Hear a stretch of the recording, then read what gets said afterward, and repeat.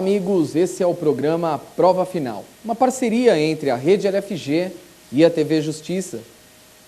Eu sou Alessandro Sanches, professor de Direito Empresarial na Rede LFG e hoje venho trazer aí a vocês o tema Transformações Societárias em nosso programa, que tem 3 blocos. No primeiro deles, o tema do dia e, portanto, hoje as transformações societárias vão fazer parte de seu estudo e de seu projeto aí de estudo e preparação para a prova da OAB. No segundo bloco, temos o Pergunte ao Professor. Os nossos telespectadores enviam questões que são respondidas em meio ao programa por nossos professores. Hoje responderemos a todas as questões enviadas a respeito desse tema tão empolgante, as transformações societárias. Falaremos então das transformações entre empresas, cuidaremos da incorporação, da fusão, da cisão e todos os seus detalhes. E no último bloco, o X da questão. Comentaremos 2 questões adaptadas a exames da OAB que buscarão fazer com que o seu estudo seja um estudo completo. Lhe aguardo então para o tema do dia.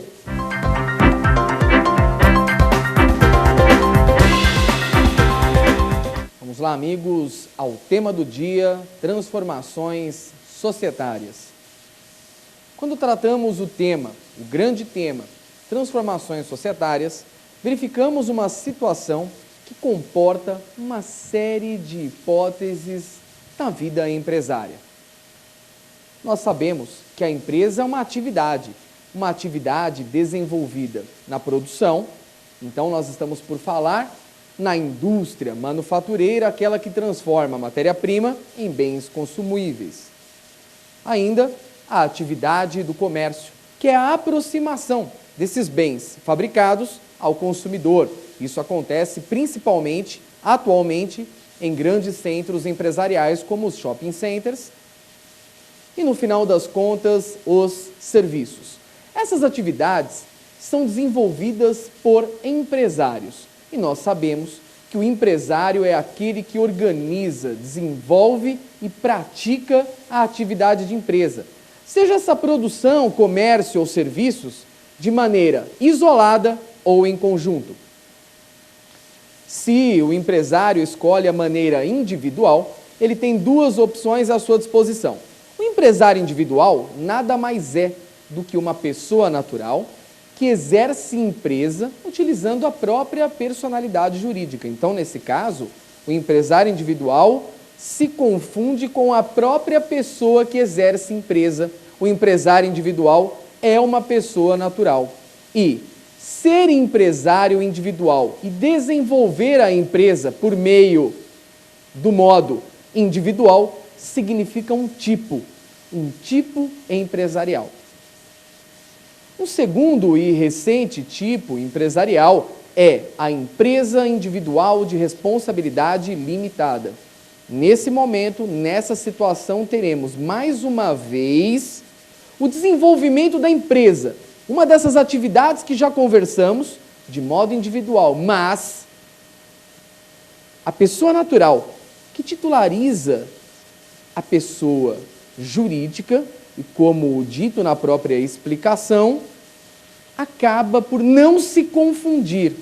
Ou seja, a pessoa natural coloca um patrimônio investindo aquele valor para o desenvolvimento de uma empresa que se afasta, que se dissocia da sua pessoa, da sua personalidade. Nesse caso, a pessoa natural não se confunde, ela investe naquilo que é a empresa. Então vejamos a situação. Imagine que eu, Alessandro Rodrigo Urbano Sanches, esse nome todo aí de novela mexicana, resolva com a minha própria personalidade, portanto, melhor assim, colocar um pouco do meu patrimônio num investimento empresarial. Esse investimento empresarial se trata então de uma pessoa jurídica? Sim, então nós estamos falando de uma empresa individual de responsabilidade limitada, exercida, titularizada pela pessoa natural. Então, individualmente, o que nós temos até aqui? 2 tipos empresariais. Empresário individual que se confunde com a própria pessoa natural e Empresa individual. Uma pessoa jurídica dissociada da pessoa natural que titulariza com patrimônio próprio. Outro tipo empresarial é a sociedade no grande gênero, que comporta uma série de espécies, que varia de acordo principalmente com a sua responsabilidade. Aí, nós estamos falando na sociedade, num tipo empresarial, que no Código Civil tem pelo menos 3 nomes.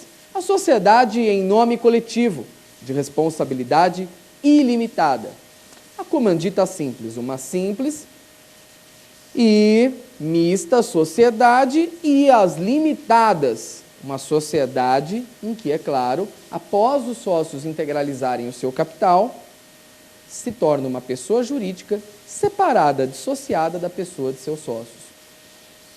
Vejam, amigos, nós conversamos a respeito de diversos tipos empresariais. Empresário individual, Eireli ou Eireli, sociedade em nome coletivo, comandita simples, sociedade limitada. Além de tudo, nós temos também as sociedades anônimas de capital fechado, as sociedades anônimas de capital aberto. Essas em lei específica, a Lei 6.404 de 76. Mas para que apresentar a todos vocês, meus amigos, telespectadores, todos esses tipos empresariais? É lógico que eu não fiz isso sem buscar algum objetivo maior. A ideia é mostrar que se existem diversos tipos empresariais, significando diversos modos de exercer empresa, é possível também que em algum momento da vida empresário, aqueles que titularizem a empresa, que administrem a empresa, que decidam a vida da empresa, resolvam modificar o seu modo de pensar a respeito de qual o melhor tipo empresarial a se utilizar. Sim, é possível então uma sociedade limitada, aquela do Código Civil, se transformar numa sociedade anônima? Ou então uma sociedade em nome coletivo, em que todos os sócios respondem com o patrimônio pessoal, porque ela é uma ilimitada, se transformar numa limitada? Sim, isso tudo é possível. Então, nós estamos falando da primeira espécie do grande grupo, do grande gênero transformações societárias. A primeira espécie é o que nós chamamos transformação de tipo. É possível, sim, um empresário individual se transformar em sociedade, assim como a sociedade de um tipo se transformar no outro. Algumas regras devem ser ventiladas. A primeira delas, é necessário que seja unânime o consenso dos sócios para com essa transformação e que se garanta a possibilidade de dissidência. E o que significa dissidência? Significa a retirada do sócio que eventualmente se sinta desconfortável com essa situação. É possível outra previsão de quórum para que seja possível, para que se torne possível a transformação societária? Sim, é possível, desde que então o contrato social ou o estatuto preveja coisa diferente. Então, a primeira situação, a primeira conclusão de que chegamos é que é possível transformar um tipo empresarial em outro, vai claramente fazer com que seja necessário pensar uma série de hipóteses, verificar as regras de constituição, as regras que existem para dar início, para começar, para constituir aquela empresa que está sendo transformada, essa última que está sendo buscada pela alteração de tipo.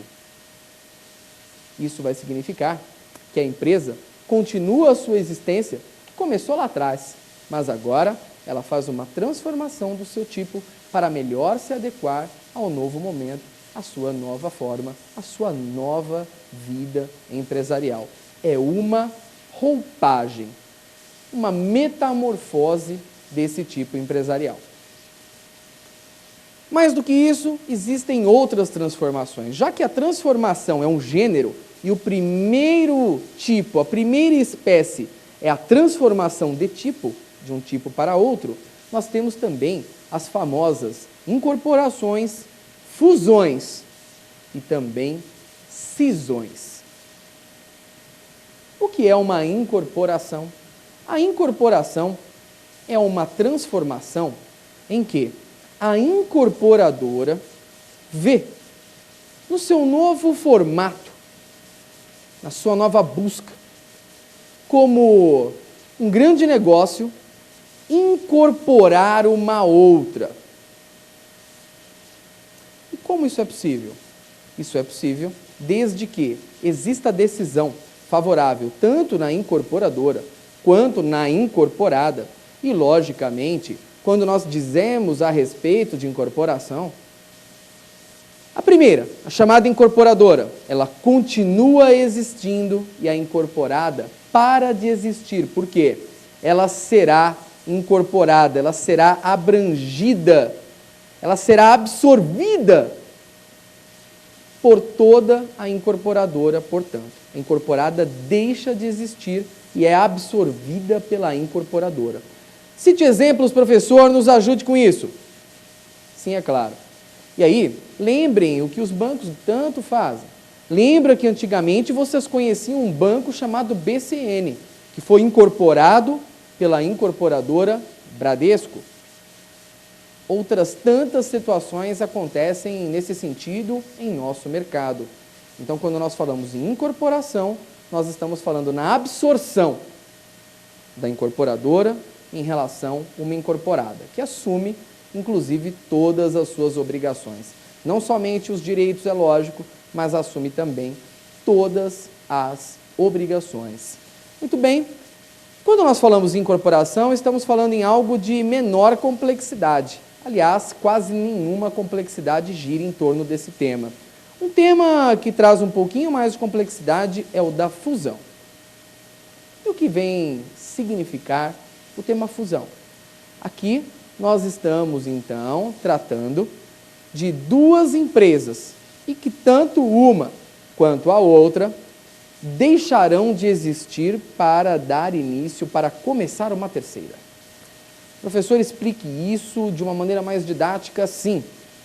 Vamos pensar primeiro no caso da empresa ABC, que existe, tem personalidade jurídica própria,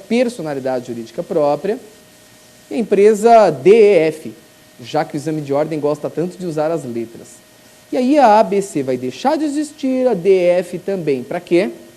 Para formar a ABCDEF, uma empresa totalmente distinta, uma terceira empresa. Então a gente tem um triângulo, em que as bases baixas desse triângulo deixam de existir. Exemplo prático para vocês, um ótimo exemplo, vamos pensar na tal da Ambev. Primeiro Antártica, que deixa de existir, então Brahma deixa de existir, e aí Ambev. Sadia Perdigão, é uma outra hipótese, é uma outra situação. Então nós temos Sadia Perdigão, Sadia de um lado, Perdigão de outro, que deixam de existir para formar uma terceira empresa. Aí nós temos sim o procedimento da fusão de empresas, também utilizado pelas atividades atuais bancárias, como por exemplo é o caso do grupo Itaú Unibanco, para formar aí então um dos grandes e maiores grupos bancários do hemisfério sul. Muito bem. E como a fusão deve ocorrer? É claro que tanto aquelas empresas que deixam de existir votarão entre si para que uma nova votação ocorra no momento de falar a respeito da sua Constituição. E é possível que vocês me perguntem, e qual é a regra a cindir? Qual é a regra a trabalhar, a tratar? A gente tem que lembrar, quando nós falamos no desaparecimento de duas empresas para que uma terceira apareça no mercado, faça parte do mercado, a gente precisa seguir algumas regras de constituição da sociedade. Eu citei vários exemplos, meus amigos, todos no sentido de demonstrar sociedades anônimas. As sociedades anônimas são aquelas que possuem, sim, na sua constituição, um maior número de formalidades. Uma sociedade anônima sempre se perfaz por um grande empreendimento, porque a Lei 6.404 de 76 abrange uma estrutura de contabilidade, de finanças, bastante complexas. Então, para que seja constituída uma sociedade anônima, há necessidade também de um regramento bastante complexo. Uma sociedade anônima de capital aberto é aquela em que todos os acionistas, qualquer um de nós, pode adquirir uma de suas ações na Bolsa de Valores, somente pode se constituir após 2 sócios terem subscrito ao menos 10% de suas ações. Ter feito uma entrada. Essa entrada tem que ser depositada no Banco do Brasil ou um banco que a Comissão de Valores Mobiliários indica. E por que a Comissão de Valores Mobiliários entra nisso? Porque a CVM, a Comissão de Valores Mobiliários, nada mais é do que uma autarquia federal, que é um braço do Estado, um braço com os seus olhos bastante atentos, muito atentos, àqueles sujeitos, cidadãos, que adquirirão as suas ações. O Estado precisa cuidar de seus cidadãos. Não pode permitir que espertalhões no mercado acabem, então, buscando investimento, buscando as finanças e, no final das contas, quebrando e desequilibrando a economia do nosso país. A gente nunca pode se esquecer que em sociedades anônimas de capital aberto giram muita grana, gira muito dinheiro. Então o Estado coloca uma autarquia federal apenas para cuidar disso e exige que 2 sócios subscrevam todas as ações, que coloquem uma entrada de pelo menos 10%, integralizem pelo menos 10% e todo o restante pode ser buscado na Bolsa. Mas antes, a CVM vai dizer, analisando a documentação, se autoriza ou não a constituição de uma companhia. Quando nós falamos em fusão, a matéria ela pode se confundir com a constituição de uma companhia? Claro que sim. Se a empresa A deixou de existir, se a empresa B deixou de existir, para formar uma nova empresa, uma terceira empresa, sim, nós temos aí o que se chama, o que se trata de fusão, que nada mais é do que a constituição de uma nova companhia. Então, tudo aquilo que foi tomado para dar início a uma companhia, a uma sociedade anônima de capital aberto, será agora também exigido para se falar nessa nova companhia, chegando, se constituindo, em vista aí, é claro, da união de esforços das outras duas. Então, não importa lá, importa menos, se nós estamos falando aí de sociedade anônima, de capital aberto ou de capital fechado. Por quê? Porque o que a gente precisa, sim, é entender que a regra de constituição da companhia será atendida. E é a que deve ser atendida. É claro que se a sociedade anônima for de capital aberto, então nós teremos aí muito mais exigências. Se a companhia for uma companhia fechada, aquelas companhias que não pegam dinheiro de investimento de todos os cidadãos, aí, é claro, fica tudo muito mais simples, fica tudo muito mais fácil, porque não há necessidade de pedir autorização da CVM, já que isso não vai implicar nenhum tipo de problema, nenhum inconveniente ao cidadão que o Estado resolve proteger. Por último, por fim das contas, nós temos aí o que se chama de cisão. Cisão que deve ser entendido quando o processo inverso da fusão. Porque aquela sociedade que já existe, ela passa a deixar de existir para formar outras 2 novas companhias. E aí é claro que é bem interessante, porque ela pode deixar de existir para formar 2 novas companhias ou deixar de existir para que o seu capital integre 2 companhias pré-existentes. Então não importa se as companhias serão constituídas ou se elas são pré-existentes. Quando o capital, todo o capital, deixa aquela primeira no triângulo, agora o triângulo inverso, para fazer parte de outras 2 ou mais, inclusive, nós temos uma cisão total. E o que vem a ser cisão parcial? Na cisão parcial, a companhia não deixa de existir. Parte do capital fica por ali e o restante do seu capital acaba integrando outra companhia. Outra companhia que, é claro, eventualmente pode ser criada para isso ou então pré-existente. Tem exemplo aí, professor? Sempre está dizendo aí, sempre está trazendo exemplos para nós, como aconteceu em incorporação, como aconteceu em fusão, a como exemplificar a matéria? Sim, é claro, a como exemplificar. Dou um exemplo bastante interessante para vocês da Cyrela. A Cyrela, o que fez? Ela acabou cindindo a sua companhia para quê? Para que outra fosse formada e aí pudesse então separar, dividir a atividade. De um lado, a atividade de construção, incorporação, imobiliária, residencial. E na nova, todo esse mesmo trabalho, toda essa tratativa, toda essa atividade, mas na esfera comercial. Então, a ideia de cindir, no caso da Cyrela, foi montar, sim, duas atividades distintas, duas empresas distintas. Uma delas ficou com a parte residencial e a outra com a parte comercial. Muito bem, conseguimos aí distinguir para vocês tanto aquilo que é a transformação de tipo, quanto aquilo que nós chamamos de incorporação, aquilo que nós chamamos de fusão e chamamos de cisão, que vai guardar algum tipo de distinção em vista das regras existentes em relação às sociedades do Código Civil e aquilo que se tem na Lei 6.404 de 76, que é a Lei das Anônimas. Ambas trazem regras a respeito daquilo que nós chamamos de transformações, metamorfoses societárias. Muito bem, amigos, sempre agradecendo por fazer parte do seu projeto de vida.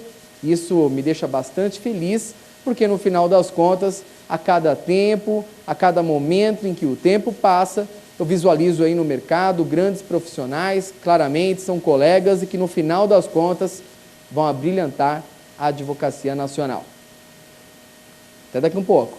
Até o nosso bloco Pergunte ao Professor.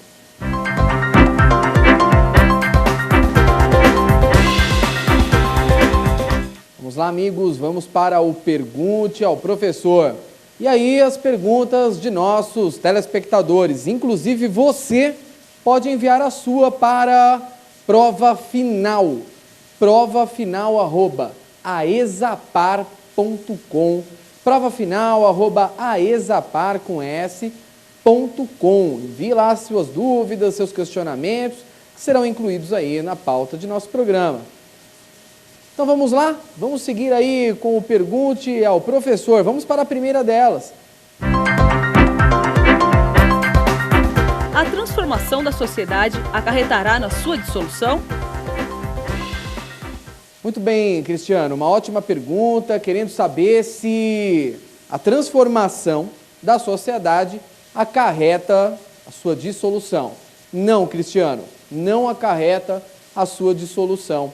Ou seja, se uma sociedade ela é em nome coletivo, o fato de ela se transformar em uma sociedade limitada não provoca sua liquidação, antes disso não provoca sua dissolução e nem a extinção da pessoa jurídica. Ela passa a existir, ela continua existindo como anteriormente, agora com um tipo societário distinto, esse novo tipo escolhido aí por esse ente societário.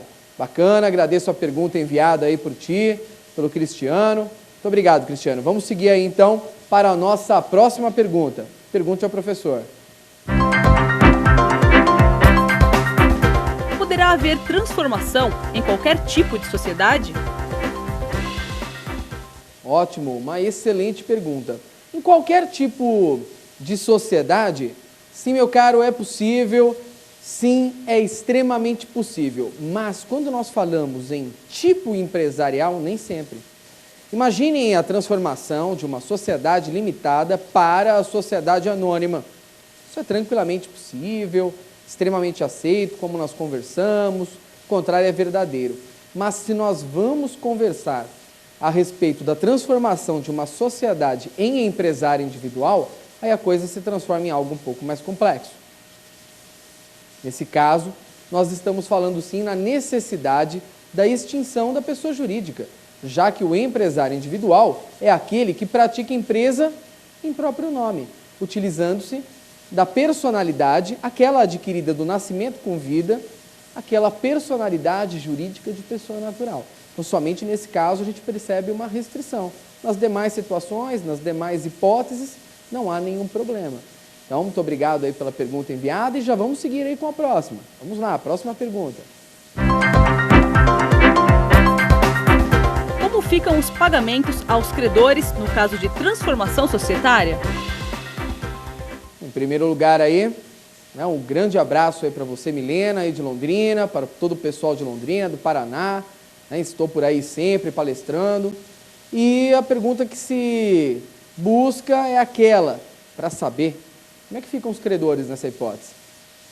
Os credores são aqueles que forneceram mercadorias, título de exemplo, para a sociedade durante toda a sua vida empresária. E agora, eles são obrigados a aceitar a vinda desse novo tipo societário? Sim, é claro. Porém, é importante fazer menção ao fato de que a transformação não prejudica em absolutamente nada os direitos dos credores. É claro que se o credor fizer a prova daquilo que é o seu prejuízo, ele tem um determinado prazo lá de 90 dias em que ele pode pedir a anulação do feito. Então, se a pergunta é no sentido de saber se os credores serão prejudicados, não há problema, fique tranquila, Milena, os credores não serão prejudicados. E como disse, eles possuem até instrumento no próprio Código Civil a respeito da possibilidade de anular aquele determinado ato, aquele ato tomado lá em prejuízo, com a intenção de prejudicar aquele determinado credor. Muito bem, muito obrigado aí por envio de mais uma pergunta e vamos para a próxima. Vamos lá, próxima pergunta. O empresário individual pode obter a transformação de seu registro de empresário para sociedade empresária? Muito bem. É possível, então, o empresário individual se transformar em sociedade empresária? Se essa é a pergunta vinda aí de Boa Vista, sem dúvidas, a resposta é positiva. Como disse, falar em transformação do empresário individual para a sociedade requer uma série de hipóteses, requer uma série de necessidades.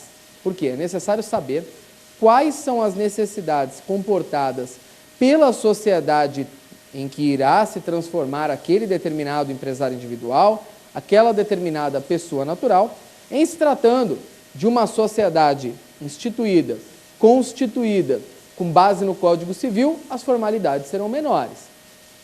Se a ideia é a transformação numa sociedade anônima, de capital aberto, aí vamos dizer, as hipóteses, as necessidades são muitas, são diversas. Então, a constituição de uma nova sociedade vai dar um baita de um trabalhão, mas sim, isso é possível. O que não é possível é a transformação de sociedade em empresário individual, porque, como disse, se estará falando de uma pessoa jurídica constituída e o empresário individual, não estou falando da Eireli e da Ireli, estou falando do empresário individual, aquele que exerce a empresa utilizando a própria personalidade jurídica de pessoa natural.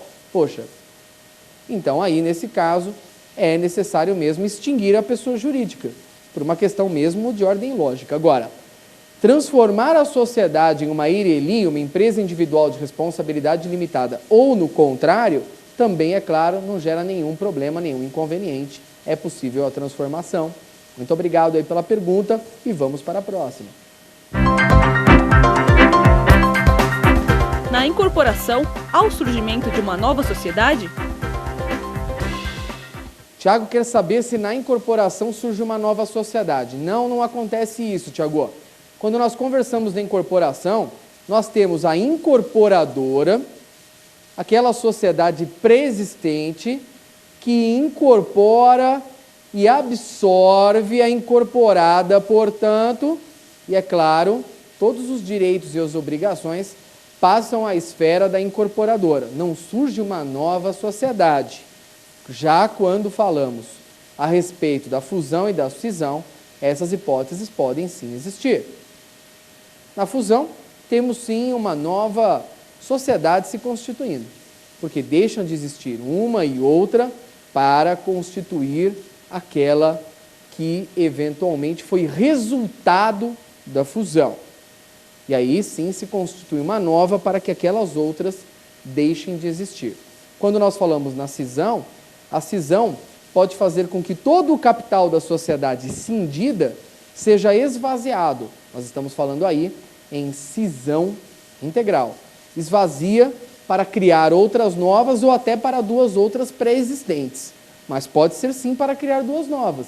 Aí nós estamos falando na criação, nós estamos falando em novos tipos societários. Assim como também é o caso da cisão parcial. A cisão parcial é parcial por quê? Porque a cindida, ela continua, ela permanece, ela não perde a sua existência. E aí o restante, uma parte do seu patrimônio, do seu capital, segue para uma outra, que pode também eventualmente ser criada, ou mesmo se tratar de uma sociedade pré-existente. Então eu agradeço aí bastante o envio de também essa pergunta aí, Tiago. Muito obrigado pela participação. E é lógico, eu devo agradecer a participação de todos vocês que estão aí em todo o país, enviando as suas perguntas, enriquecendo em todas as pontas, em todos os extremos e no centro de nosso país, enriquecendo o nosso programa. Então enviem sim os materiais de vocês, enviem as suas perguntas para o e-mail provafinal@exapar.com e dê a sua contribuição, pois sem dúvida será uma contribuição muito valiosa, uma contribuição muito importante. Vamos lá, vamos seguir para o próximo bloco, o X da questão.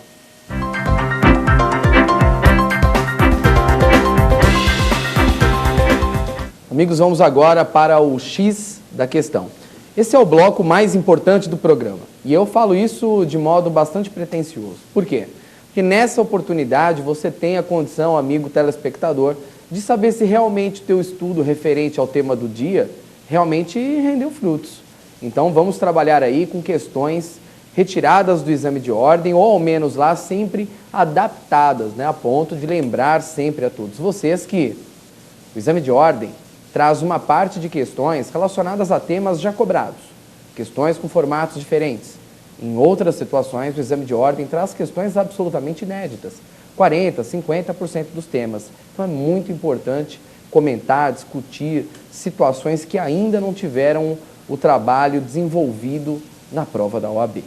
Então vamos lá, vamos com um trabalho forte, vamos com um trabalho firme e eu quero dar algumas dicas a vocês em relação ao formato da prova e como se deve assinalar as questões. Lembrem-se, amigos, que no momento de assinalar as questões, vocês terão aí que lembrar que 80 questões são desenvolvidas em 16 disciplinas. 16 disciplinas, durante 5 horas. Aí se pensa sempre assim, 5 horas é um tempão, eu estou tranquilo, eu vou conseguir fazer as 80 questões com certa tranquilidade, com certa paz. Não é por aí.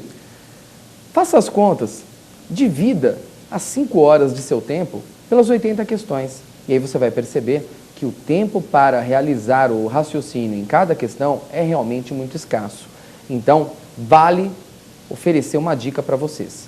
Primeira situação de todas, deixa as questões que exigem um raciocínio mais forte, um raciocínio de maior volume para o final. São aquelas que buscam questões incorretas ou então aquelas que possuem enunciados imensos, enunciados enormes. Deixa para o fim.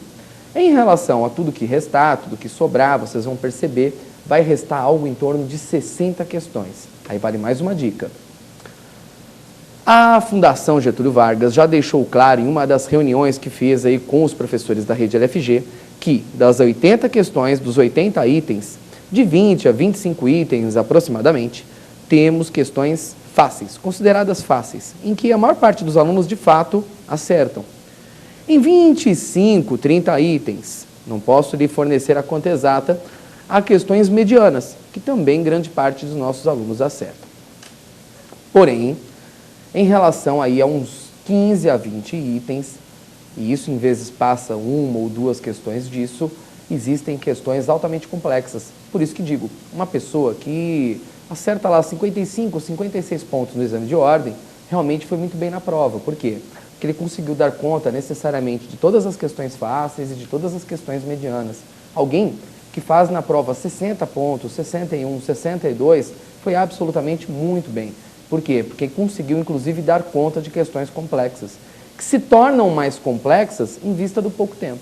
Imagina lá que vocês tivessem 8 horas para realizar aquela prova. Aí eu diria diferente. E diria ainda que muitos de vocês, alunos extremamente competentes, talvez até chegassem a gabaritar essa prova. Então vamos lá. Vamos fazer agora uma outra dica importante. Essa prova, ela tem um formato em que 25% das questões, 25% das questões são relacionadas à alternativa A, 25% alternativa B e assim por diante. A, B, C e D, ou seja, tem 20 questões A, 20 B, 20 C e 20 D. E isso, professor, nos ajuda? Ajuda muito. Dá para fazer uma estatística e com essa estatística conseguir, inclusive, chegar em alguns acertos. Primeira coisa que vocês têm que fazer é um assinalar. Vocês devem assinalar as respostas que já perceberam entre as médias, as fáceis lá, vocês sabem a matéria. Assinale aquilo. Assinale lá com uma flecha, com traço, eu não sei, cada um faz do seu modo. Depois, assinala aquelas questões em que você já sabe eliminar 2 alternativas. Dentre as 4 alternativas, A, B, C e D, é sempre mais fácil eliminar 2 e ficar em dúvidas entre outras 2. Tá bom? E por final, o que restar são aquelas que vocês vão ter que chutar. Agora vejam o que acontece. É certo que vocês saberão pelo menos, no mínimo, acertar as fáceis. Então, pelo menos 20 questões vocês saberão. E às vezes, e na maioria das vezes, sabem até um pouco mais que isso.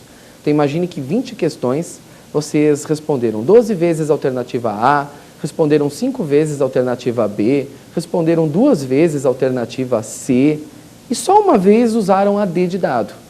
Logo, vocês já sabem que garantiram 20 questões. Vamos imaginar que ficaram em dúvidas entre 2 em relação a, vamos dizer aí, mais umas 30 questões. Dessas 30, gente, 15 vocês vão acertar. Por quê? Porque como vocês já eliminaram 2, vocês já fizeram risco na C e na D, ficou lá entre a A e a B, por exemplo, então um raciocínio de bom senso vai fazer com que pelo menos metade dessas vocês acertem, 50%. Você já tem 35 pontos.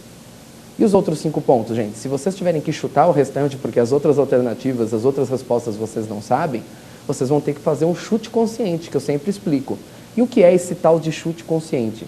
Ele é muito importante, porque se você, naquele primeiro caso, nas questões que você sabia que as letras lá, 12 delas eram A, 5B, 2 C e sobrou só uma para D de dado, se você chutar todas as alternativas D, necessariamente você vai conseguir pontuar mais, porque a prova é proporcional. 20 questões serão A, 20B, 20C e 20D. Se você chutar tudo A, é ruim, porque você vai no máximo acertar mais 8. Agora, se você chuta tudo D, você pode acertar até 19. E vamos dizer lá, provavelmente você vai acertar pelo menos umas 5, fecha a conta para você vir fazer a segunda fase de empresarial na rede LFG e no curso que mais aprova em todo o país. Legal, bacana? Fica essa dica. Formato de prova, façam os simulados, a Rede LFG disponibiliza isso, os cursos da Rede LFG têm esse caminho, então o formato a se responder à prova da OAB é muito importante.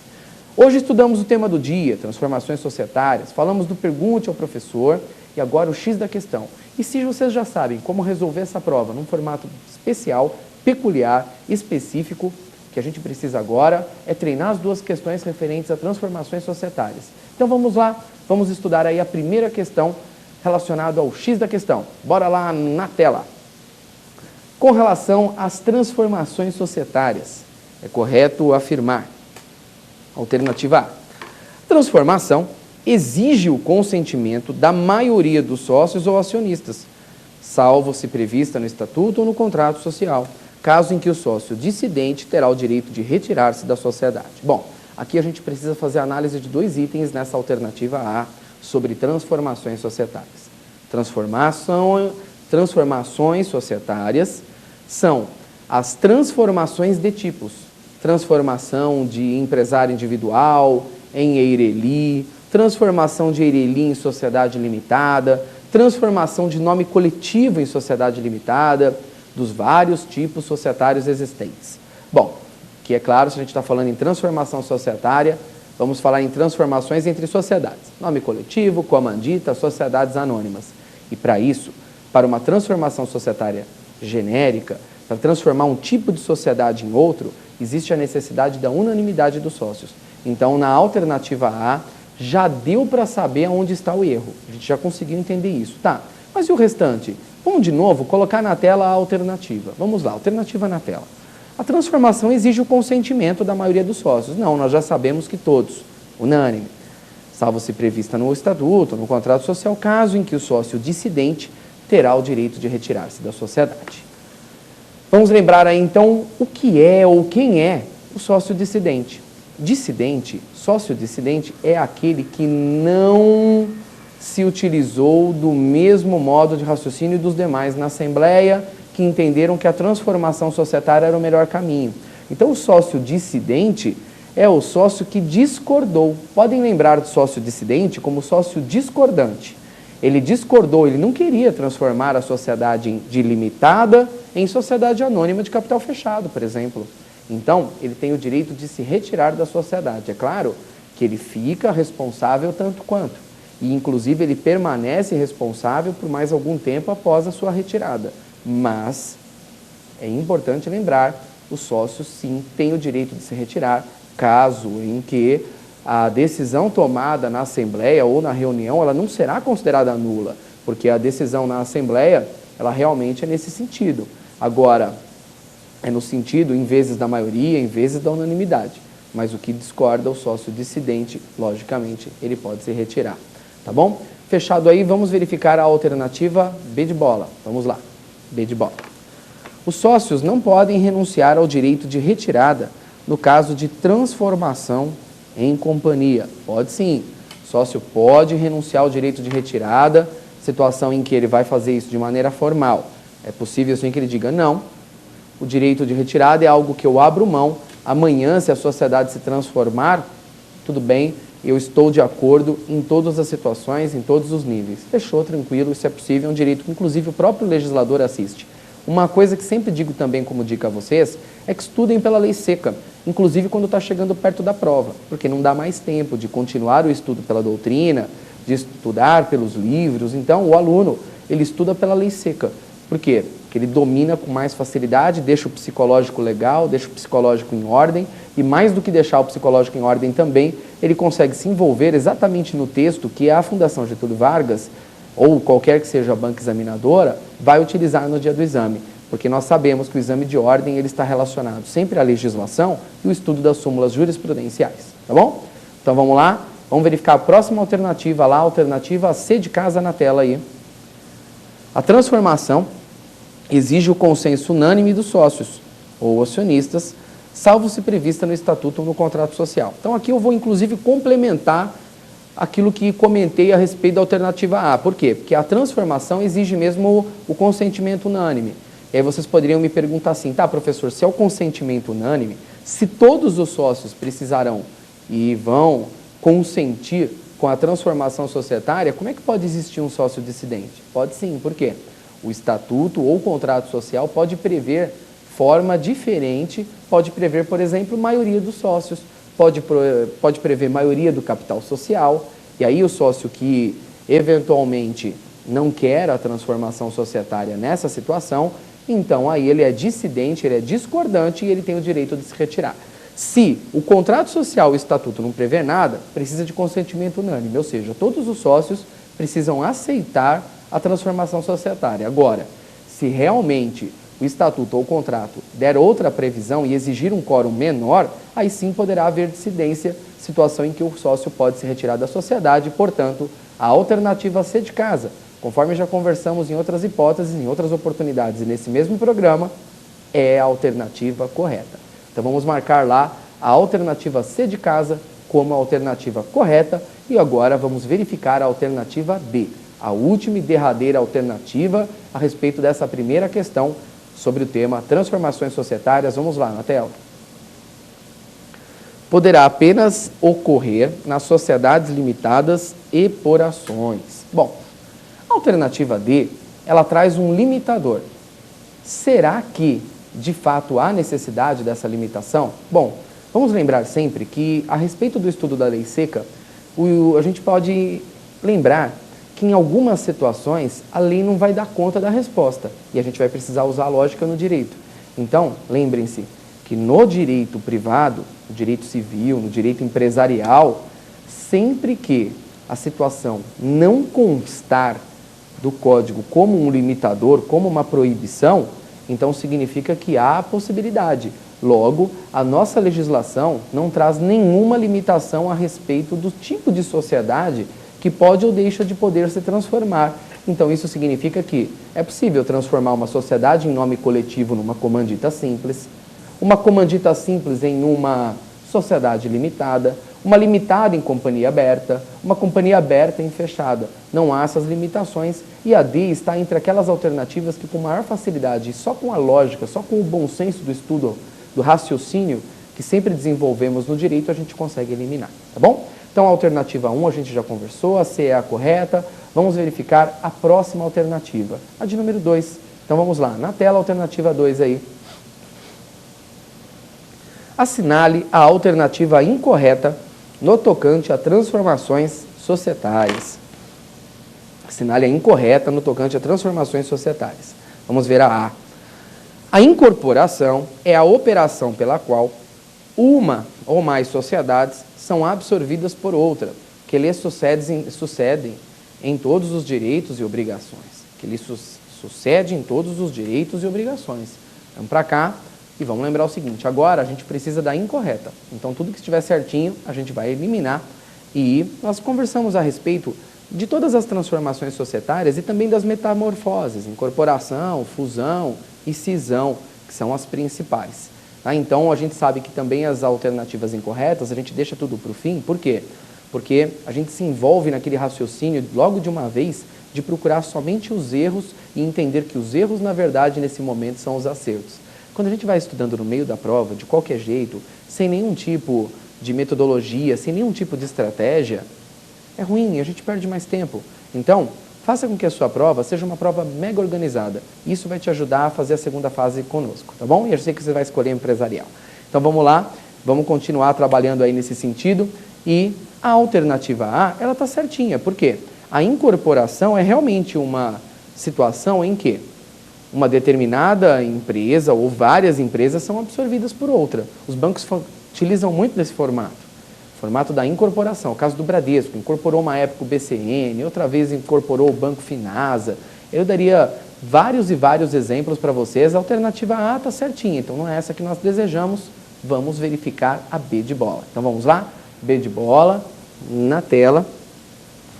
A cisão total é a operação pela qual a companhia transfere parcelas do seu patrimônio para uma ou mais sociedades, constituídas para este fim ou já existentes, não sendo extinta a companhia cindida. Gente, cisão total. Cisão total. Quando a gente fala em cisão total, nós estamos falando que todo o capital daquela companhia já existente vai embora. A cisão é o contrário da fusão. A fusão, duas companhias se unem, essas companhias cessam e formam uma terceira, uma nova. Na cisão, não. A cisão, aquela companhia, ela cessa para transformar duas outras companhias, para colocar o capital um pouquinho numa, um pouquinho noutra, que já estão existentes ou então que vieram para esse fim. Se a cisão é total, a empresa deixa de existir. Então, a primeira acabou. Se a cisão é parcial, ela pode até ficar. A empresa fica e passa uma parte do seu capital para outra. Então, aqui, se está falando na alternativa B de bola da cisão total. Então, se está falando da cisão total, necessariamente, a empresa que passou todo o seu patrimônio para uma e para outra, deixa de existir. Então, a alternativa B de bola é a alternativa que nós estamos procurando, porque nós estamos procurando a incorreta. Vamos lá, na tela de novo para B de bola.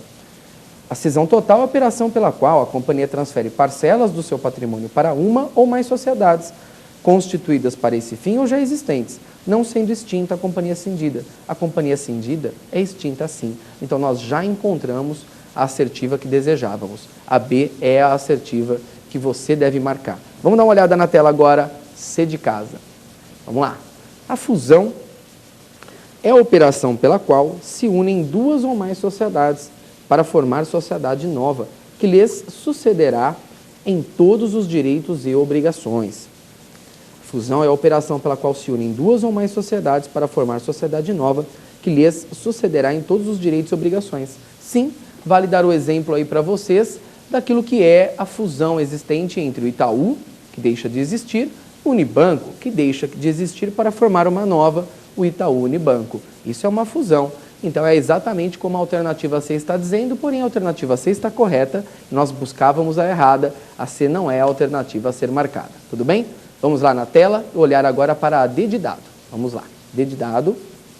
Então, D de dado. A sociedade que absorver parcela do patrimônio da companhia cindida sucede a esta nos direitos e obrigações relacionados nos atos da cisão. Sim, a sociedade cindida deixa de existir. E claro, como é que ficam os credores? Como é que ficam as obrigações? Alguém precisa cuidar disso. É lógico que então, se nós estamos falando de cisão total, vamos imaginar o caso lá da alternativa que inclusive nós marcamos, é cisão total. Tudo aquilo que for colocado para a empresa A, que agora fica com parte do capital, também vai ajudar a pagar uma parte das obrigações. E o que ficar para a outra, que acabou de ser formada, com o restante do capital da cindida, paga outra parte das obrigações. Tudo bem?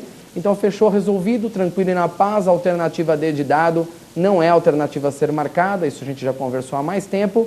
E legal, fechamos as duas alternativas, fizemos um bom estudo. Esse material, as transformações societárias, é um material pouco trabalhado na prova da OAB, é bem possível que para a sua prova, para a próxima prova, essa matéria esteja lá, porque nós sabemos, essa banca examinadora vem escolhendo uma série de questões inéditas. Então, a gente precisa sempre reformular o nosso método de estudo, assim como nossos professores também, o método de aula. Tudo bem? Espero que tenham gostado bastante. Agradeço a todos vocês aí pela companhia e por participar desse seu projeto aí de estudo, que é um pouco mais do que isso. Até porque, ao bem da verdade, esse não é apenas um projeto de estudo. Esse aqui é mais do que isso. Esse é um projeto de vida. Por quê? Porque você está aí buscando a sua carreira e antes de qualquer coisa é necessário nas carreiras jurídicas se estabelecer como um excelente advogado e a carteira nas mãos vai fazer com que isso seja um sonho realizado. Muito obrigado, amigos. Em outras oportunidades estaremos novamente juntos.